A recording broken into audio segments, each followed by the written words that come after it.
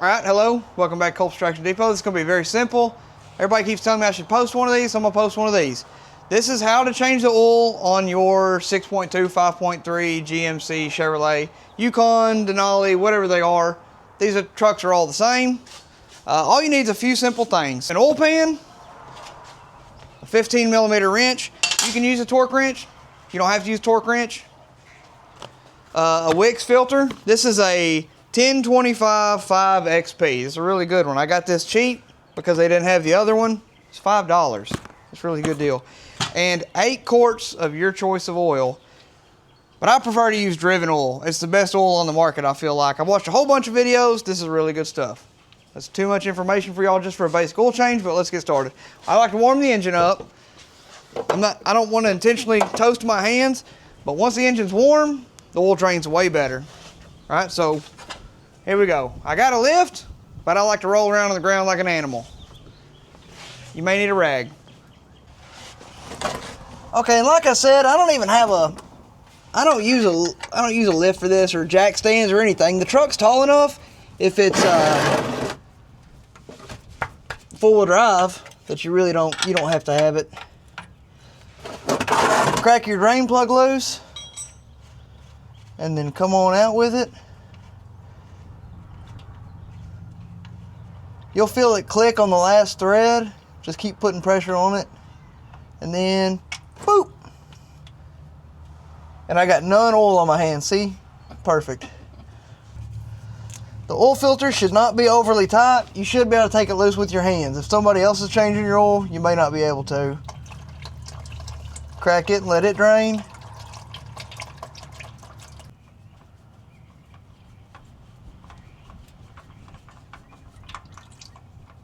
Alright, there's that. Gonna set that in my pan for now. There's so many videos on pre-filling the oil filter that to me it's not worth it to not do it. So I always pre-fill. I've seen some videos where they showed proof that it actually does make a difference on engine wear. And I'm talking about it is ridiculously minute amount of oil or wear.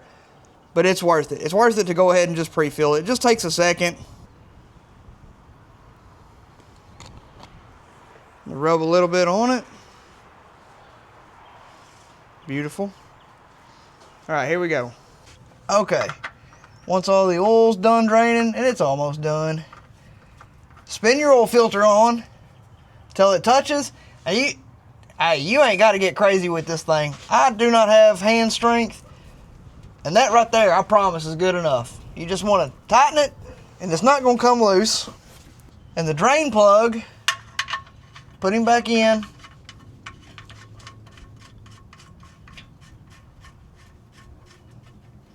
And because I'm doing this for informational purposes, I'll go ahead and torque it. All right, 18 foot-pounds. And, oh, that's good. Click. Perfect. Now, we're going to go up top and put oil in it.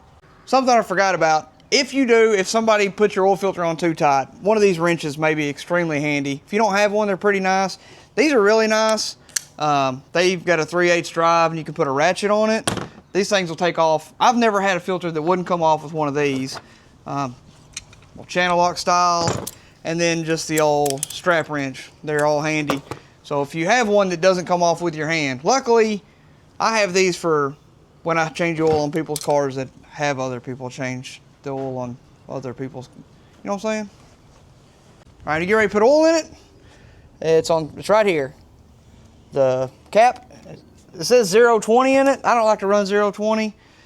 You know, the infamous 6.2 issue. This is a transmission funnel, but man, it works a pinch on this truck right here. And then basically we've got half a quart in. And we're going to put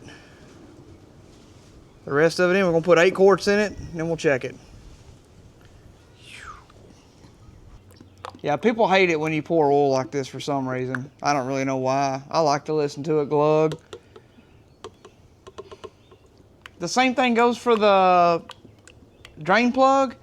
As far as torque, you don't have to torque that thing. I never torque them. But I also have kind of a feel for it, so if you've never done it, you want it like good and tight, but you don't want to use an impact. That's 100% unnecessary, because if you strip them threads, then you're going to have problems. GM says this thing holds 8 quarts, so I'm going to do 7.5 and then check it. All right, then the dipstick is located right here. It's a little yellow handle. Let me just pull it and get an idea of what it looks like. We'll give it a wipe down. On the dipstick, it's got an area right in here to here that's got crosshatch marks. It's kind of hard to see on the camera, but if you're in this crosshatch mark area, you're good. This is the low side, obviously, and this is the high side. We generally want to be in this range.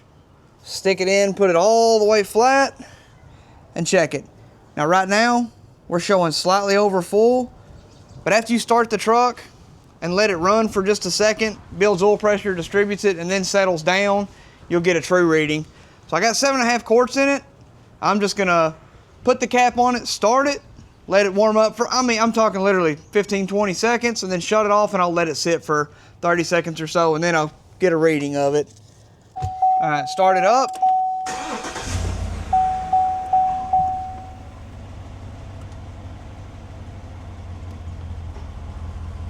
Just let the old engine go through the motions for a few seconds. Okay. And now we'll let all that oil settle back down into the pan before we check it again. All right, then once it's settled for just a few seconds, few minutes, whatever, you want to pull it and wipe him clean. Make sure there's nothing on it, looking good. Stick it back in. Make sure it's fully seated. Pull it out and check it. And yeah, it's right here, the actual level. It's kind of hard to see on camera. I'm gonna go ahead and dump that extra half a quart in there like I figured I would. It takes 8 quarts every time I've changed it on this truck. Jeez.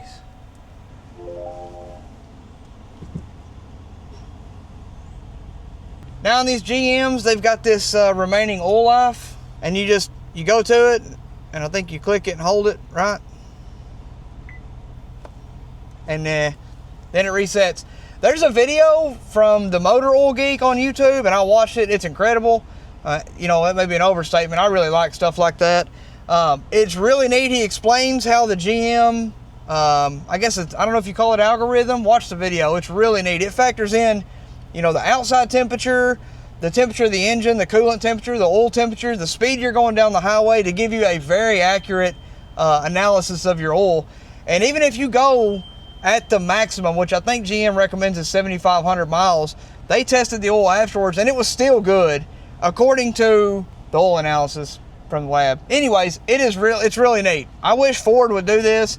A lot of people think that I'm just a Ford guy. I like everything, but GM's deal on here is incredible. So we go off it. Whenever it gets to 0%, my wife will tell me, needs oil change the oil, good to go. So that's it. I hope that's helpful. I hope you get something out of this, and maybe one day when I'm dead and gone, my wife will look back on this and maybe figure out how to change the oil on her own, because I'd rather her change it herself and mess it up than ever take it anywhere and pay somebody to do it, because they're just not going to put that tender loving care on it. So anyhow, thank y'all. Appreciate y'all watching. Drop me a comment. Tell me what I need to do better, improve, make it, more helpful. And I can do different videos on simple maintenance stuff if y'all like that or whatever. Hey, appreciate it. Cold Extraction Depot. Peace be with you.